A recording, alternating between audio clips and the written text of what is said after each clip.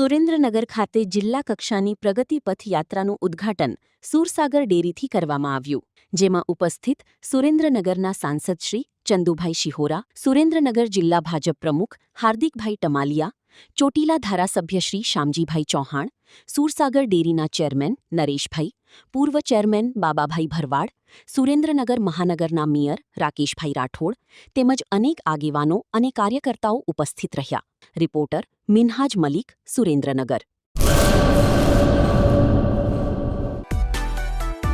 માં motor driving, safe and sure driving. Driving એ શોખ સાથે આપની મોટી જવાબદારી પણ છે. અમારા ઇન્સ્ટ્રક્ટર દ્વારા સચોટ અને સરળ માર્ગદર્શન.